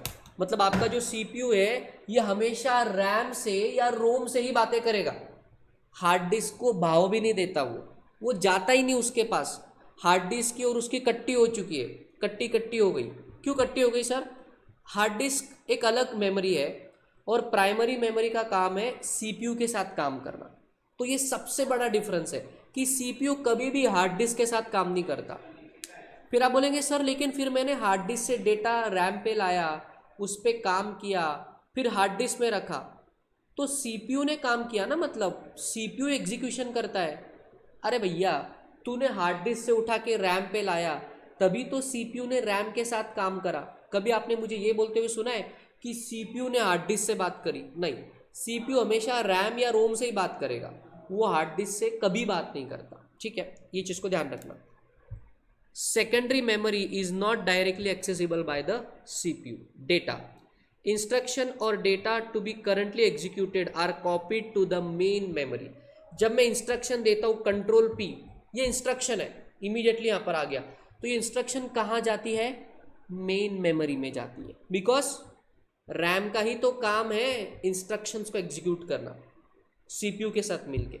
हार्ड डिस्क का काम है सिर्फ स्टोर करना। Data to be permanently stored is kept in the secondary memory. कौन सी मेमोरी बार बार चेंज होती है? Primary memory is usually volatile, secondary memory is non volatile. अच्छा मेरा सवाल है आपसे, गूगल ड्राइव में आपने 5 साल पहले किसी खास पर्सन के साथ फोटो यादें के तौर पर अपलोड कर दिया था, क्या आज भी वो फोटो उसी तरीके से वहां पर दिखाई देता है आपको? हाँ या ना? Yes sir. तो इसीलिए लिखा हुआ है कि सेकेंडरी मेमोरी चेंज नहीं होती है, वो वैसी ही रहती है। बराबर। आगे formation, primary memories are made of semiconductors. अब थोड़ा सा टेक्निकल पॉइंट आ गया। Secondary memories are made of magnetic and optical material. Semiconductor क्या होता है बताता हूँ आपको, अब थोड़ा फिर इंजीनियरिंग में घुसना पड़ेगा। सेमीकंडक्टर, जब मैं सेमीकंडक्टर की बात करता हूँ तो बेसिकली ये होता है एक सेमीकंडक्टर, ये वाला पार्ट। सर ये कहाँ होते हैं? ये बिल्कुल इतने छोटे छोटे से साइज में होते हैं। सर ये कहाँ लगे होते हैं? ये आपके ना सीपीयू पे लगे होते हैं, मदरबोर्ड पे लगे होते हैं। तो आपका जो प्राइमरी मेमोरी है वो ये सेमीकंडक्टर से जुड़ा हुआ है। लेकिन आपका जो हार्ड डिस्क है वो ऑप्टिकल मेमोरी है। ऑप्टिकल मतलब वो जो आपको दिखाया था ना, डीजे वाला राउंड दिखाया था आपको, देखो इधर, ये इसको कहते हैं ऑप्टिकल मटेरियल, जो गोल होता है और उस पर मैग्नेटिक फील्ड का यूज करके डेटा को स्टोर किया जाता है। अब उसके डीप में नहीं जाएंगे because that is not a part of your syllabus as of now. तो अब इतना समझिए कि मैग्नेटिक फील्ड का यूज करके डेटा को वहां पर स्टोर किया जाता है, ऑप्टिकल मटेरियल। और जो छोटे छोटा पावर करंट से डेटा को स्टोर किया जाता है, यूज किया जाता है, उसको बोलते हैं सेमीकंडक्टर। वो प्राइमरी मेमोरी में यूज किया जाता है। इसको ऐसे याद रखना। और इसका और आपको डीप नॉलेज चाहिए तो क्लास के बाद आराम से मुझे फ़ोन कर लेना, हम 2 घंटे इस पर डिस्कशन कर सकते हैं। एक्सेस का speed, accessing data from primary memory is fast, accessing data from secondary memory is slower. Fast क्यों है? बिकॉज रैम की स्पीड सबसे ज़्यादा है, हार्ड डिस्क से भी ज़्यादा स्पीड आपकी रैम की होती है। Access, primary memory is access by the data bus, secondary memory is access by input output channel. अब आपको ये समझना पड़ेगा कि ये डेटा बस क्या होता है। चलो, बस का मतलब समझते हैं ना, बस का मीनिंग, बस का यूज़ क्या होता है, एक जगह से दूसरी जगह जाना। अगर मैं पुणे की एग्जांपल लूँ तो वहाँ पे भी इंटरसिटी बस चलती है, और मैं नासिक की बात करूँ तो वहाँ पे भी इंटरसिटी बस चलती है। क्या दोनों सिटीज़ में इंटरसिटी बस चलती है क्या, हाँ या ना? Yes sir. हाँ, तो वो इंटरसिटी बस का क्या काम है, एक जगह से दूसरी जगह आपको सिटी में ले जाना। उसी तरह कंप्यूटर की दुनिया में जो इंटरनल नेटवर्क है, इंटरनल नेटवर्क, वो इंटरनल नेटवर्क आपका डेटा बस है। देखो इसको बोलते हैं बेटा the concept of data bus. अभी ज़रा इस ये देखो ये डायग्राम में आपको दिख रहा है बहुत येलो येलो लाइंस है ऐसी पास पास में, देखो यहाँ पर ऐसे कुछ शेप में लगी हुई है। Can you see this image properly? Yes sir. तो बेसिकली ये तुम्हारे डेटा बस है। तो आपके प्राइमरी मेमोरी को कनेक्ट करने वाली जो डेटा बस है, जो कनेक्टर है, उसको बोलेंगे डेटा बस। और जो सेकेंडरी मेमोरी में यूज होती है उसको बोलते हैं input output channels. That is what it is. Size, let us come to the size. The computer has a small primary memory, RAM की साइज छोटी है। What about secondary memory? The computer has a larger secondary memory. Pen drive 16 GB, 36 GB, फिर उसके बाद external hard drive 1 TB की hard drive भी available है, 2 TB की हार्ड ड्राइव भी अवेलेबल है। तो मेमोरी की साइज सेकेंडरी की बहुत बड़ी होती है। हमने आपको दिखाया था ना गूगल का प्लान, याद है आपको? क्लास में एग्जांपल दिया था क्लाउड कंप्यूटिंग के टाइम पे, 1 TB का स्टोरेज, इतना पैसा देना पड़ता है, याद आ रहा है? दिखाया था आपको। लेकिन आपने कभी ये सुना है कि 1 TB का रैम आता है? कभी सुना है आपने ऐसे 1 TB का रैम आता है? कभी सुना है? नहीं, हो ही नहीं सकता। अभी तक तो टेक्नोलॉजी वैसी आई ही नहीं। तो आपकी प्राइमरी मेमोरी हमेशा कम होती है साइज में, और आपका जो सेकेंडरी मेमोरी उसका साइज हमेशा बड़ा होता है। एक्सपेंडिचर, रैम महंगा है, वापस वही, primary memory is costlier then secondary memory, secondary memory is cheaper than primary memory. अब रैम कितने का आता है? चलिए अमेजोन पर देख लेते हैं। सर हम रैम को परचेस कर सकते हैं क्या? हाँ, आपके कंप्यूटर अगर ख़राब हो रखा है, आप अमेजोन से जाकर रैम को परचेस कर सकते हैं। देखते हैं इसकी कॉस्ट कितनी आती है। RAM 6 GB। अरे ये मोबाइल फ़ोन क्यों दिखा रहा है, मैं सिर्फ रैम लिखता हूँ। ये देखो रैम आपको यहाँ मिल जाएगा। अब यहाँ पे हम देख पा रहे होंगे ये रैम है क्या, बराबर। This is a 6 GB RAM का प्लेट, ठीक है। ये कोई कंपनी है, ये 16 GB रैम का प्लेट दे रही है, लेकिन इसकी कॉस्ट देखो कितनी है, 7,000 रुपीज़। 7,000 रुपये में आपको सिर्फ 16 GB का रैम मिल रहा है। और आप अगर हार्ड ड्राइव लेने जाते हैं 2 TB की, वो भी आपको इसी प्राइस पॉइंट पर मिल जाती है। चलिए देखते हैं, एक्सटर्नल हार्ड ड्राइव लेके जाते हैं, एक्सटर्नल हार्ड डिस्क, इसका प्राइस देखते हैं 2 TB का, ठीक है। ये देखो ये 1 TB का प्राइस कितना बता रहा है इधर, can you see the price? 1 TB का प्राइस कितना है? 3,000, और उधर 16 GB का प्राइस था 7,000, इधर 1 TB का प्राइस है 3,000। तो इससे हमें क्या समझ में आ रहा है? प्राइमरी मेमोरी महंगी होती है, सेकेंडरी मेमोरी सस्ती होती है। एवरीबॉडी एग्जाम्पल समझ में आ रहा है? Yes sir. एकदम प्रैक्टिकल, सब कुछ इंटरनेट पर अवेलेबल है। मैंने आपको पहले दिन बताया, आपका EIS का सिलेबस कहाँ से लिया हुआ है? विकिपीडिया से लिया हुआ है। सब कुछ इंटरनेट पर अवेलेबल है, सिर्फ जानने की देरी है। Primary memory is an internal memory, secondary memory is an external memory. तो ये कुछ इंपॉर्टेंट पॉइंट्स आप ध्यान रखिए। देखिए कंटेंट बहुत छोटा छोटा है, लेकिन ध्यान आना जरूरी है। तो एग्जामिनेशन में अगर क्वेश्चन आ गया बाय मिस्टेक 4 मार्क के ऊपर, अभी तक तो नहीं आया, लेकिन ICAI का भरोसा नहीं भाई, आ गया तो कोई भी 4 से 5 पॉइंट आप लिख लेना। That is what it is. तो बेटा यहाँ पर हमारा हार्ड ड्राइव हार्डवेयर वाला पार्ट खत्म हो रहा है। तो हार्डवेयर में क्या क्या देखा? Input, process, output, storage. Input devices, processing क्या होती है, आउटपुट के टाइप्स क्या होते हैं, और स्टोरेज मतलब मेमोरी, उसमें कौन कौन सा देखा? Internal, primary, secondary. इंटरनल मतलब CPU के अंदर कौन कौन सी registers and cache memory. Primary में 2, रैम, रोम, उसका भी डिफरेंस हमने देखा। सेकेंडरी मेमोरी मतलब जो अदर देन दिस है, फिर उसके बीच का डिफरेंस हमने देखा, प्राइमरी वर्सेस सेकेंडरी। खुश, सारे बच्चे सोच के बताएंगे। लॉजिक क्लियर हो रहा है आपको? लॉजिक क्लियर हो रहा है क्या? Yes, sir. एसएसडी कार्ड क्या होता है? बोलिए एसएसडी कार्ड क्या होता है? बेटे। SSD is a secondary memory. SSD card कह लो, it is a secondary memory. जो कार्ड आता है ना आपके, जब डीएसएलआर में जो मेमोरी कार्ड आता है, that is a secondary memory. आपके मोबाइल फ़ोन में अगर एक्सपांडेबल स्टोरेज है जहाँ पर आप मेमोरी कार्ड लगाकर उसे एक्सपांड कर सकते हो, so that is nothing but a secondary expandable memory. तो देखिए, रिवीजन तो हम कर लेंगे, एग्जामिनेशन के एंगल से तो आप पढ़ ही लोगे, लेकिन लॉजिकल अंडरस्टैंडिंग अगर आएगी ना तो उसके दो फायदे। एक तो पहला, सब्जेक्ट पढ़ने में मज़ा आता है। दूसरा, आपको अब मगिंग अप की ज़रूरत नहीं, आपको पता है इसका मतलब क्या है, तो अपने भाषा में आराम से आप लिख सकते हो। लेकिन अगर कोई चीज़ का लॉजिक ही क्लियर नहीं है, फिर आपको मगिंग अप करना पड़ता है, और एमसीक्यू आता है तो बच्चा पूरी तरीके से बोल्ड हो जाता है। सो लॉजिकल पढ़ाना मज़ा आता है और समझना भी चाहिए आपको। अब आगे बढ़ने से पहले let us take a 5 minutes का ब्रेक। अभी टाइम हो रहा है around 8:58, so we will meet at exactly 9:05। 9:05 को मिलते, तब तक ब्रेक। हो जाओ, फ्रेशअप होके आ जाओ फटाफट।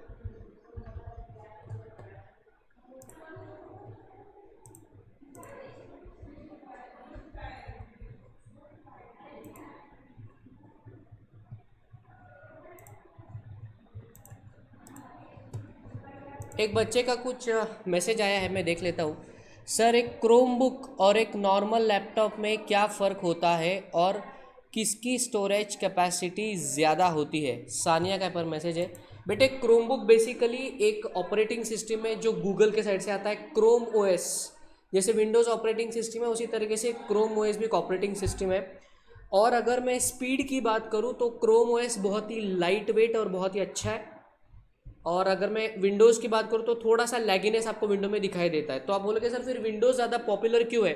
क्योंकि दुनिया का हर बड़ा सॉफ्टवेयर विंडोज़ पर बेस्ड है, इसलिए विंडोज़ ज़्यादा पॉपुलर है। और अगर मैं स्टोरेज की बात करूँ तो ऑपरेटिंग सिस्टम का स्टोरेज से कोई लेना देना नहीं है। स्टोरेज तो डिपेंड करेगा तुम्हारे कंप्यूटर में कितना है। 2 TB का हार्ड डिस्क क्रोम ओएस के साथ भी चलेगा, 2 TB का हार्ड डिस्क विंडोज़ के साथ भी चलेगा।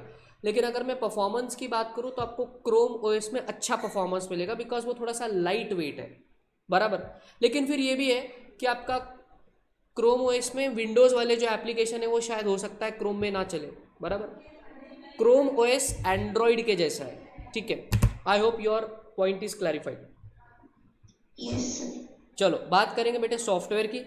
ब्रेक के पहले हमने बातें करी थी, हार्डवेयर वाला पार्ट कंप्लीट करा था। हम क्या पढ़ रहे हैं? Components of information system, hardware, software, data, people, network. तो नेटवर्क हो गया, हार्डवेयर हो गया।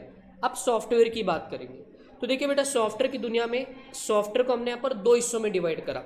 एक है आपका सिस्टम सॉफ्टवेयर और एक है आपका एप्लीकेशन सॉफ्टवेयर।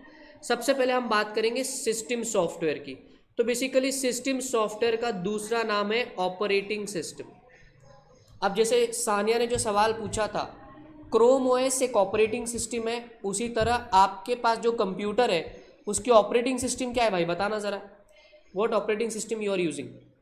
विंडोज। विंडोज़। अच्छा, मोबाइल फ़ोन में कोई ऑपरेटिंग सिस्टम यूज़ करते हो क्या? एंड्रॉयड। और एप्पल वालों के पास iOS है। मेरा आपसे सवाल है बचपन से लेकर आज तक आपने कौन से ऑपरेटिंग सिस्टम्स को यूज़ करा है ज़्यादा से ज़्यादा? Windows. क्या होता अगर एक कंप्यूटर में ऑपरेटिंग सिस्टम ना हो तो क्या होगा? अगर विंडोज़ नहीं कंप्यूटर में तो कैसे चलेगा फिर कंप्यूटर? ऑपरेट ही नहीं करेगा।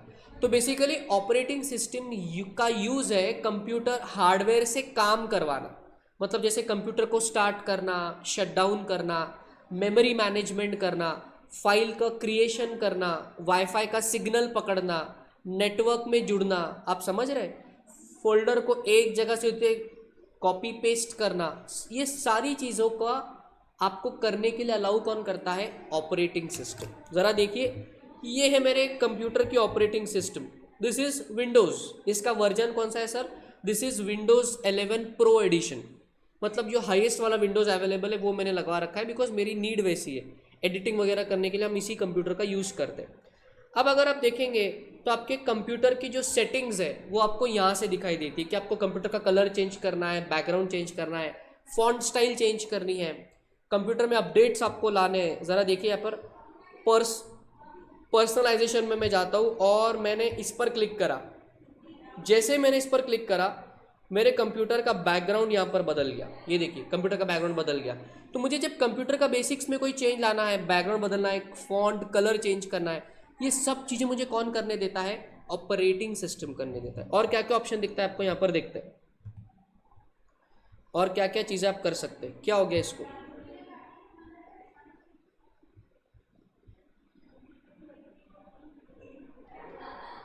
सेटिंग्स पर चलेंगे, वो भी ब्लैक हो गई।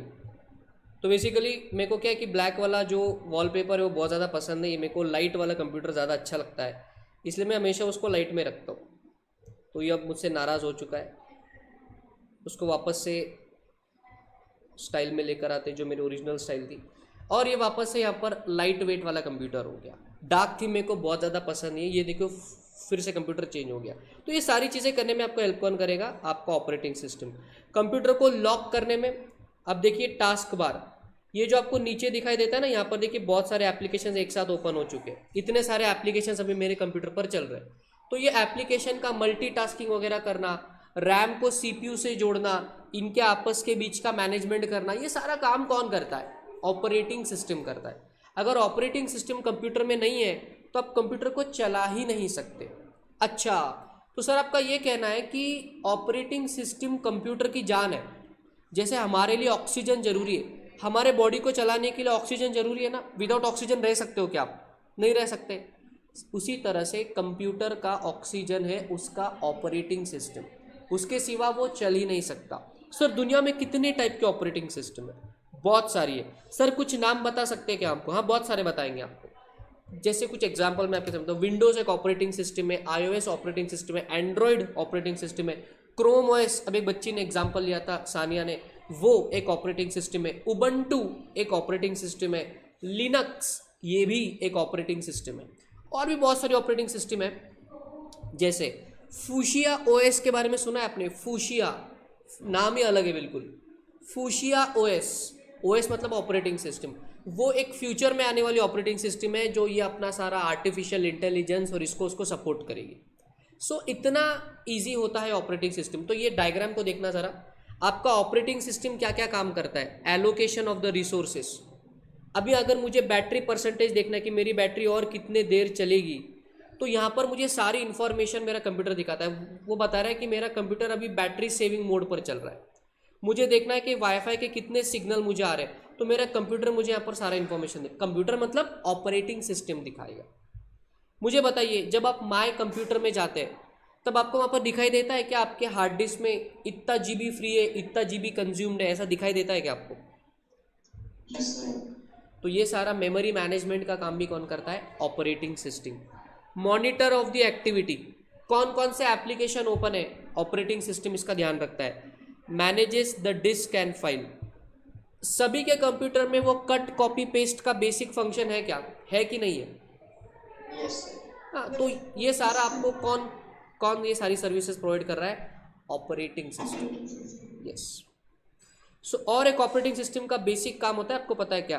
It acts as a user interface between the user and the computer. अभी आप और हम तो सभी जानते हैं कि कंप्यूटर को बाइनरी लैंग्वेज समझ में आती है, जीरोज एंड वंस।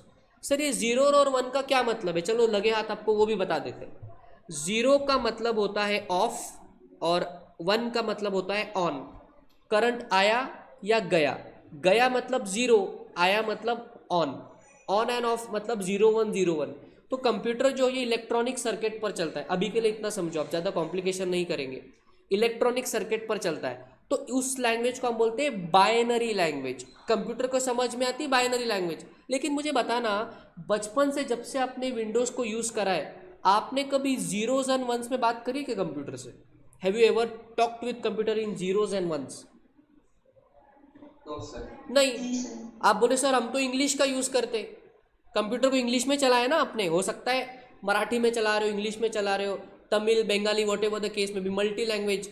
लेकिन ऐसी कोई तो लैंग्वेज जो ह्यूमंस को समझ में आती है। इंग्लिश में चलाया क्या कंप्यूटर को आपने कभी? Yes, sir. हाँ, Yes, sir. जैसे अगर मुझे कंप्यूटर को प्रिंट का ऑप्शन देना है तो मैं दबाऊंगा Ctrl+P, बिकॉज मुझे इंग्लिश समझ में आती है। लेकिन आपको क्या लगता है कंप्यूटर में जो हार्डवेयर है उसको इंग्लिश समझ में आती है क्या? नहीं, उसको तो जीरोज एंड वन समझ में आ रही है, और हमें यहाँ पर इंग्लिश समझ में आती है। तो फिर ये बीच में कौन है जो इंग्लिश को बाइनरी में कन्वर्ट करता है और बाइनरी को इंग्लिश में कन्वर्ट करता है? वो आपका बेटा बीच का बंदर है, ऑपरेटिंग सिस्टम। जब कभी भी आप कंप्यूटर को इंस्ट्रक्शन देते हो इंग्लिश में, ये इंग्लिश में इंस्ट्रक्शन जाती है, बाइनरी में कन्वर्ट ऑपरेटिंग सिस्टम करता है, और फिर वो हार्डवेयर को जाती है। फिर हार्डवेयर उसका प्रोसेसिंग करता है, बाइनरी में आउटपुट आएगा, फिर ऑपरेटिंग सिस्टम उसको इंग्लिश में कन्वर्ट करेगा और आपको इंग्लिश में आउटपुट दिखाता है। और ये सब कुछ होता है फ्रैक्शन ऑफ अ सेकंड में, और कंप्यूटर इसी के लिए तो जाने जाते हैं, बॉडी फटाफट तरीके से वो काम करते हैं। तो इतना इम्पॉर्टेंट रोल है ऑपरेटिंग सिस्टम का। ऑपरेटिंग सिस्टम नहीं होगी तो जीरोज एंड वन कितने याद रखेंगे? एक में कितना जीरो कितना वन कैसे याद रखेंगे? आप याद रख ही नहीं सकते। इसलिए हमको इंग्लिश आती है तो इंग्लिश में इंस्ट्रक्शन देंगे, operating system will take care, वो ट्रांसलेटर का काम करेगा। तो ये भी एक काम होता है ऑपरेटिंग सिस्टम का। चलिए, तो मुझे लगता है मोटा मोटी तौर पर अब आपको आइडिया आ गया है कि ऑपरेटिंग सिस्टम कितना ज़्यादा हद ज़्यादा ज़रूरी है कंप्यूटर में। सर आप तो ये बताइए एग्जाम में क्वेश्चन कौन सा आएगा? ऑपरेटिंग सिस्टम का क्वेश्चन करेंगे और आज का क्लास एंड करेंगे। Functions of an operating system, star mark this question, highly important. Functions of an operating system. Operating system को दूसरी भाषा में सिस्टम सॉफ्टवेयर भी बोला जाता है, सिस्टम सॉफ्टवेयर भी बोला जाता है। सर बहुत सारे पॉइंट है इसमें, बहुत सारे पॉइंट है। इनको याद रखने के लिए हमारे पास बेटा एक मेमोरी टेक्निक है, उस मेमोरी टेक्निक को यहाँ लिखेंगे और पॉइंट्स को कोरिलेट करेंगे। So let us write down. Manse, Maharashtra Navnirman Sena. Sir political memory technique है? नहीं बेटे, हमने सिर्फ एग्जाम्पल लिया है, पॉलिटिक्स से हमारा कोई लेना देना नहीं है। मैं लिख रहा हूँ, आराम से आपको लिखने का टाइम मिलेगा, पहले समझ लो। मनसे, मनसेज लॉजिक इज फालतू, मनसेज लॉजिक इज फालतू because they are against, Manse's logic is फालतू because they are against independence, they are against independence of UP. आपने कई बार न्यूज़ में सुना होगा राज ठाकरे यूपी वाले को यहाँ से महाराष्ट्र से भगाना चाह रहे, तो उसी लॉजिक पे हमने मेमोरी टेक्निक को यहाँ पर बेटा डेवलप किया हुआ है। पॉलिटिकल से हमारा कोई लेना देना नहीं है। डिस्क्लेमर, मैं किसी पॉलिटिकल पार्टी के रिलेटेड कुछ भी नहीं बता रहा हूँ, this just for educational purpose. UP and Tamil Nadu, UP and Tamil Nadu, this is the memory technique. एक बार मैं रिपीट करूंगा और पॉइंट्स को कोरिलेट करूंगा। मनसेज लॉजिक इज फालतू because they are against the independence of UP and Tamil Nadu. फिर से, मनसेज लॉजिक इज फालतू because they are against the independence of UP and Tamil Nadu. अब मेमोरी टेक्निक में क्या क्या पॉइंट है? सबसे पहले हम अंडरलाइन करेंगे म स्टैंड्स फॉर मेमोरी मैनेजमेंट, म stands for memory management. Manse, न स्टैंड्स फॉर नेटवर्किंग कैपेबिलिटीज, न stands for networking capabilities. Next is logic, logic stands for logical access security, logic stands for logical access security. अगला point है फालतू, फालतू stands for file management, फालतू stands for file management. Manse's logic is फालतू because they are against the independence, underline independence, independence stands for hardware independence, independence stands for hardware independence, independence of UP, U capital and P capital, so these are two different points, U alag P alag, U stands for user interface and P stands for performing hardware functions. और last point है बेटा, last point है यहाँ पर तमिल नाडु को जाने दो, Tamil, Tamil Tamil stands for task management. Tamil stands for task management. So this is the complete memory technique for Manse. आपका आंसर क्या है? What are the functions of an operating system. Exam में सवाल बदल के आएगा. What are the various operating what are the various ways in which an operating system helps the computer. Answer same है. What are the various works performed by an operating system. Answer same है. What are the various functions conducted by an operating system. Answer same है. देखिए understand, जब कोई important answer आता है तो उसके आने वाली हर पॉसिबिलिटी को मैं आपको बता रहा हूँ साथ ही साथ. कहीं ऐसा ना हो कि आप सिर्फ वो पढ़कर जाए जो सिलेबस में लिखा है. कभी कभी शब्दों का खेल आईसीआई खेलता है आपके साथ. तो एक बार रिपीट करेंगे. What are the functions of an operating system. Manse's logic is फालतू because they are against the independence of UP and Tamil Nadu. Now let us understand one by one point. ये आंसर कंप्लीट करेंगे और आज की class end हो जाएगी. म stands for memory management. How come operating system does the memory management. अभी हमने आपको बताया रैम में डेटा को लोड करने का, डेटा सीपीयू को वापस देने का, हार्ड डिस्क से डेटा उठा के रैम पर रखने का. ये उठा कर रखने जाने का काम कौन कर रहा है? कोई मजदूर लगा है वहाँ पर. उस मजदूर का नाम है ऑपरेटिंग सिस्टम. समझे? फिर आप जब हार्ड अपना पेन ड्राइव लगाते, क्या वहाँ पर आपको ऐसा दिखाई देता है 16 GB के पेन ड्राइव में अगर 8 GB डेटा भरा हुआ है? ये कैसे पता चलता है आपको? How come you know that 8 GB भरा हुआ है और 8 GB खाली है? ये कैसे पता चलता है आपको?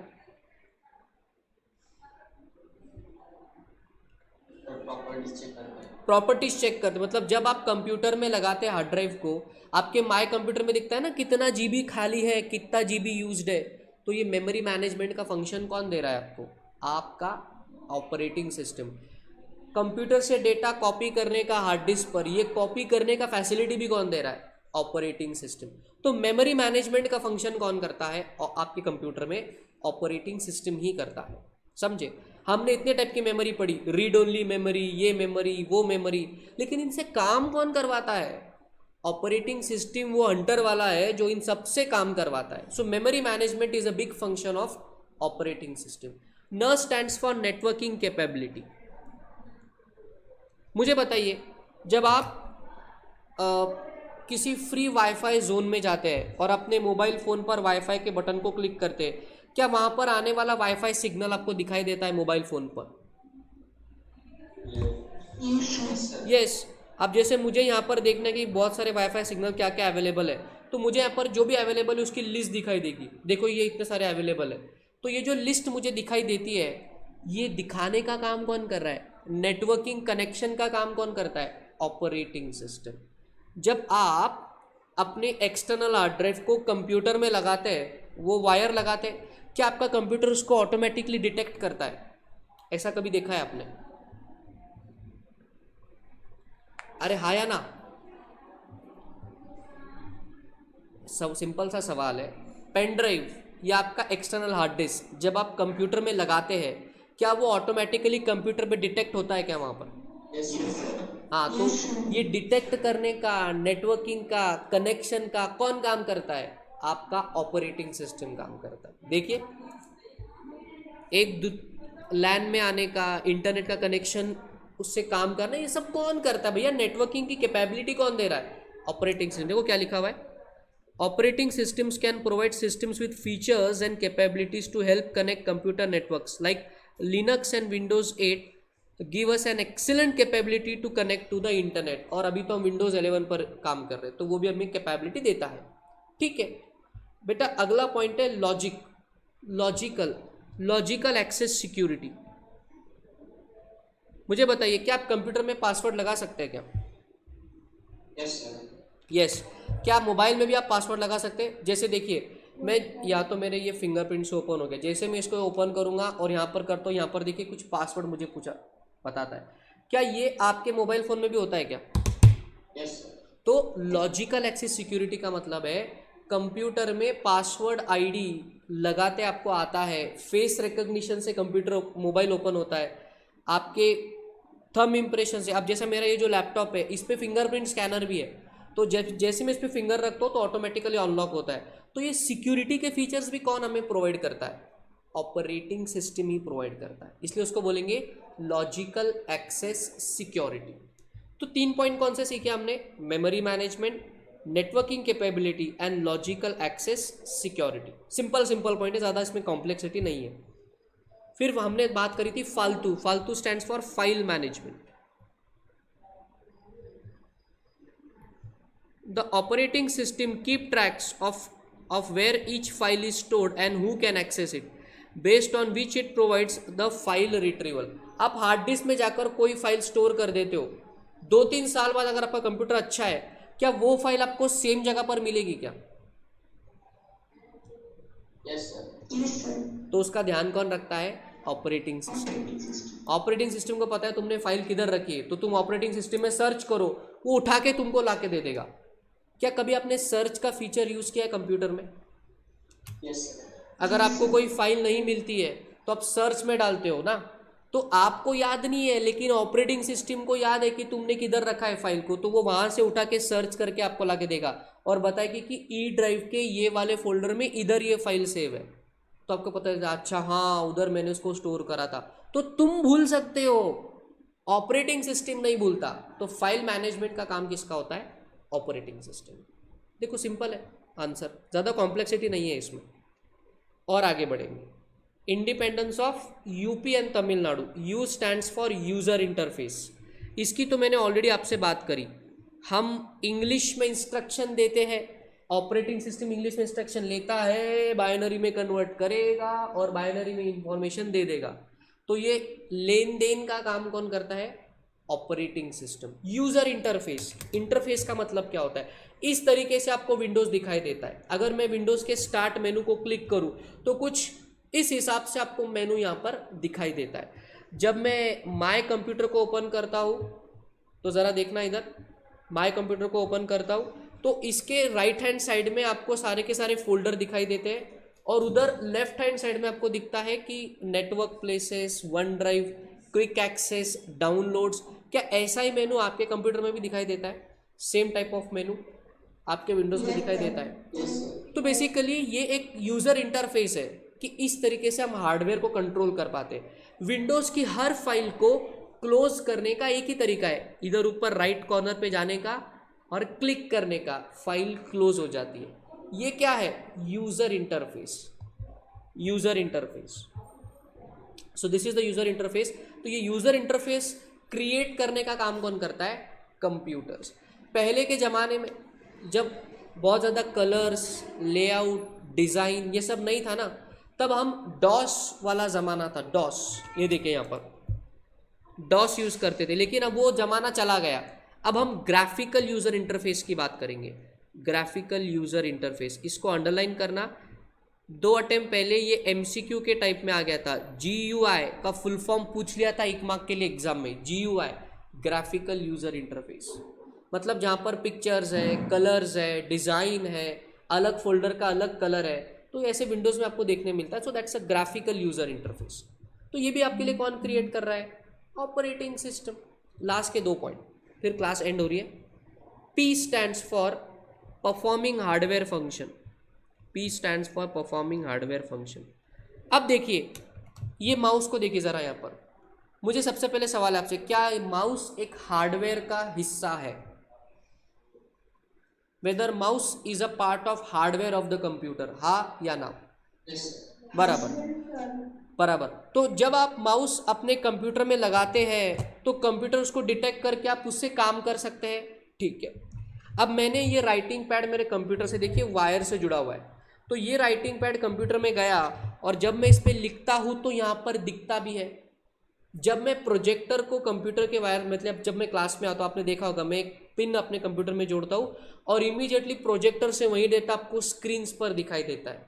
इसका क्या मतलब है कि जो भी हार्डवेयर आप कंप्यूटर को लगाते हैं वो इमीडिएटली कंप्यूटर डिटेक्ट करता है और आप हार्डवेयर से वो चीज़ कर पाते हैं। माउस का काम है पॉइंटिंग डिवाइस, इस राइटिंग पैड का काम है राइटिंग डिवाइस, प्रोजेक्टर का काम है इमेज को प्रोजेक्ट करना।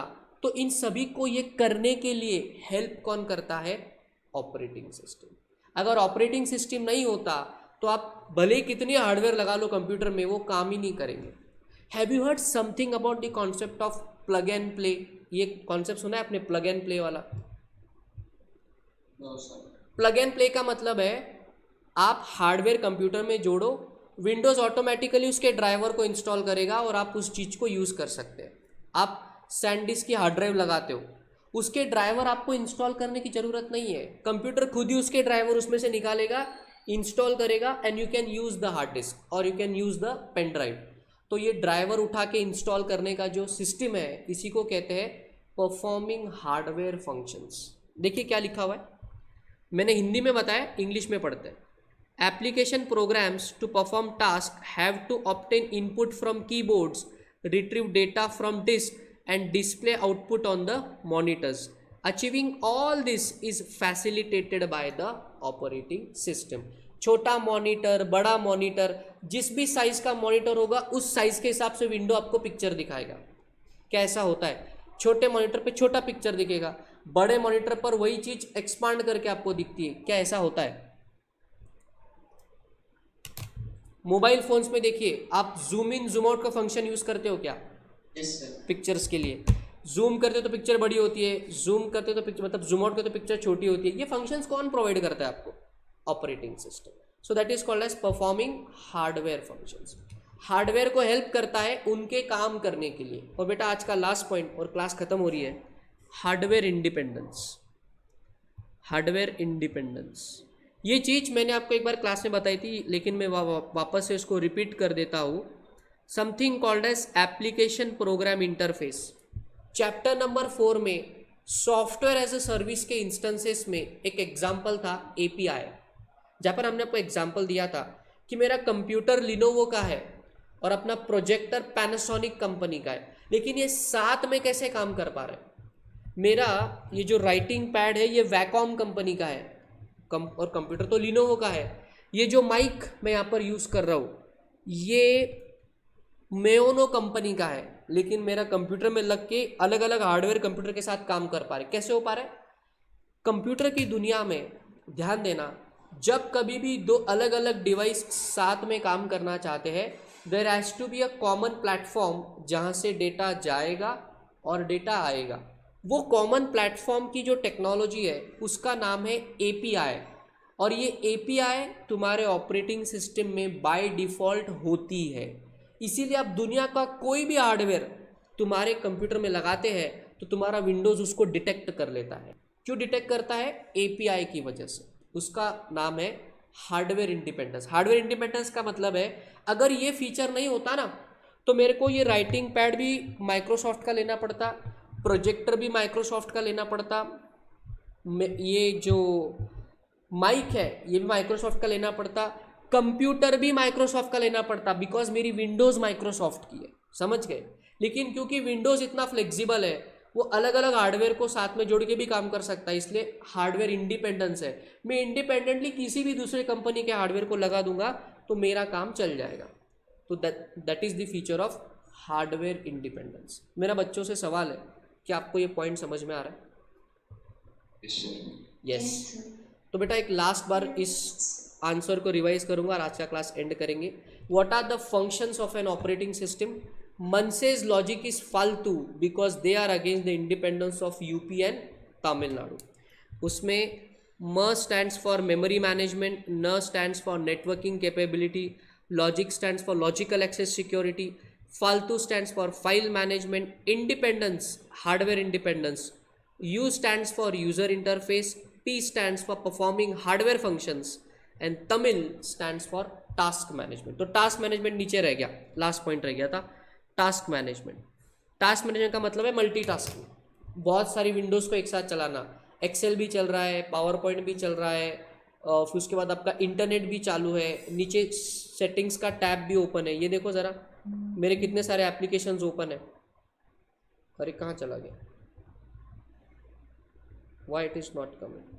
मल्टीटास्किंग का बेसिकली जो फीचर है ये आपको कौन प्रोवाइड करता है? Operating system. अभी मेरे कंप्यूटर में 4 से 5 एप्लीकेशन चालू है। अगर टास्क मैनेजमेंट का फीचर ना होता तो मैं एट ए टाइम एक ही चला पाता। मतलब अगर इंटरनेट ओपन करना तो बाकी की सारी फाइल्स बंद करनी पड़ेंगी। लेकिन क्योंकि मल्टीटास्किंग का फीचर है इसलिए अलग अलग विंडोज़ को हम पैरेलली चला सकते हैं। तो ये भी आपको कौन प्रोवाइड करता है? Operating system. तो इसी तरह बेटा आज का क्लास यहीं पर ख़त्म होता है। मिलते हैं कल। अच्छा, मुझे सारे बच्चों से कुछ कल का शेड्यूल हम डिस्कस कर लेते हैं, बाकी आज की क्लास तो ख़त्म हो गई है।